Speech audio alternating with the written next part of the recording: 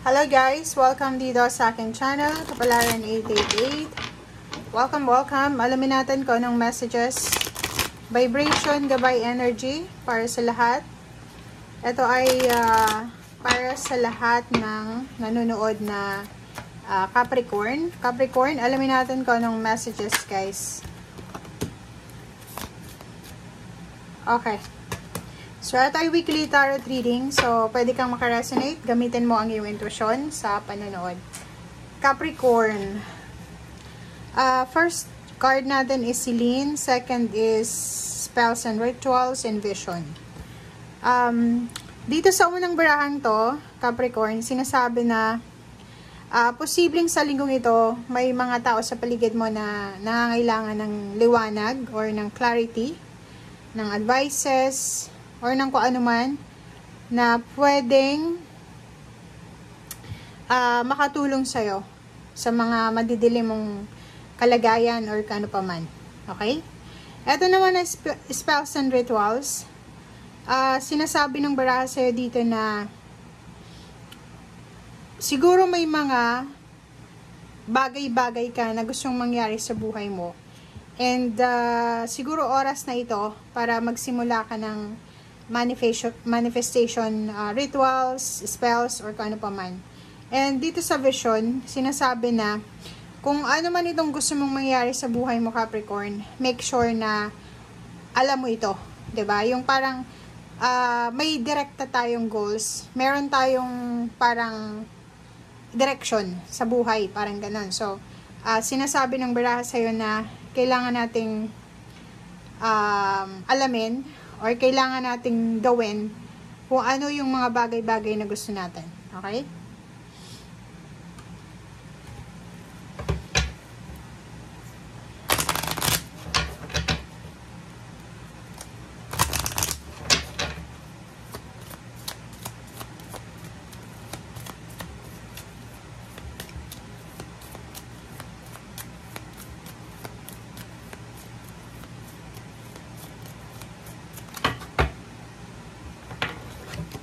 Okay, perception.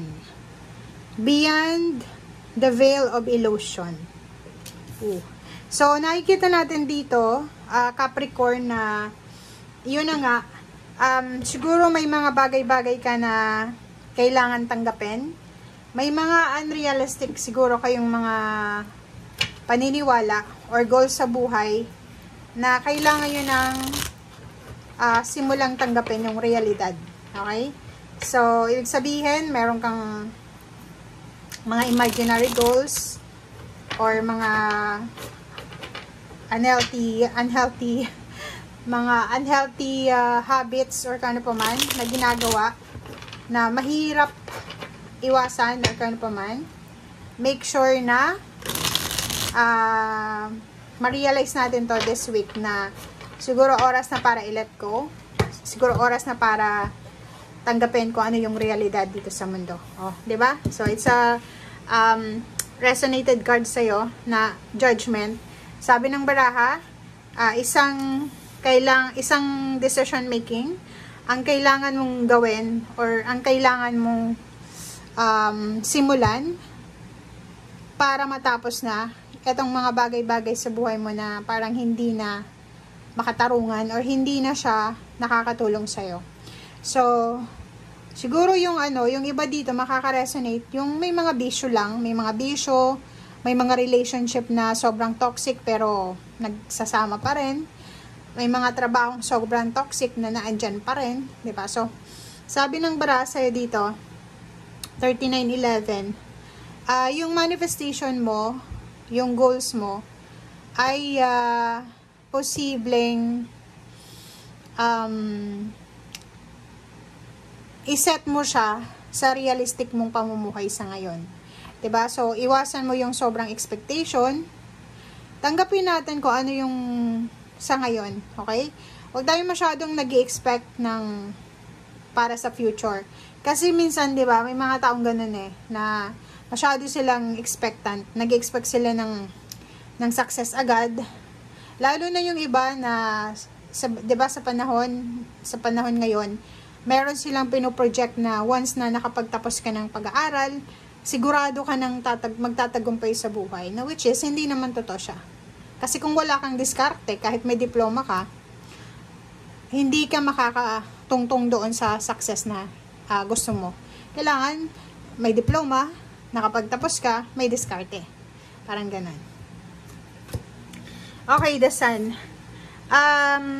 Capricorn, nakikita ko sa'yo dito na excited ka para sa isang okasyon. Okay, so comment down below if may mga Capricorn ditong naghahanda para sa okasyon, celebration, pagkain, venue, yun yung inihahanda mo, sarili mo. Pwedeng yung iba gustong mag-shopping, gustong bumili ng mga damit, or parang kung ano man ito. So, dito sa The Sun, isang positive events, positive, happy moments, ang posibleng papasok sa buhay mo.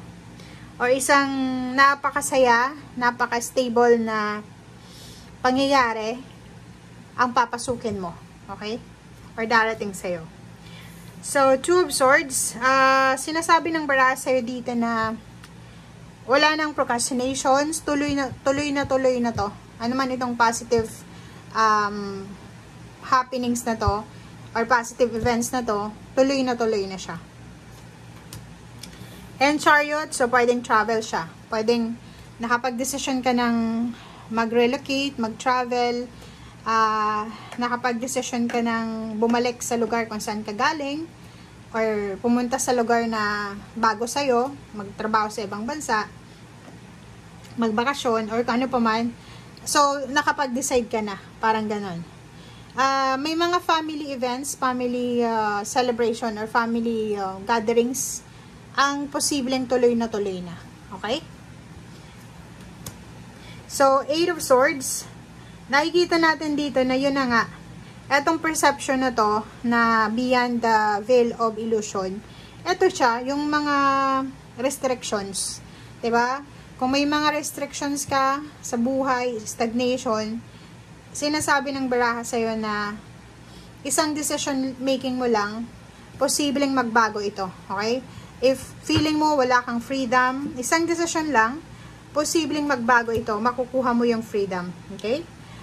Balita, good news, tungkol sa pera, yun ang posibleng paghandaan mo. Kasi kung makikita mo dito, ang dami-dami mong ini-expect na mensahe, or ang dami-dami mong ini-expect na good things, or good news tungkol sa pera. So, nakikita mo naman dito na may parating.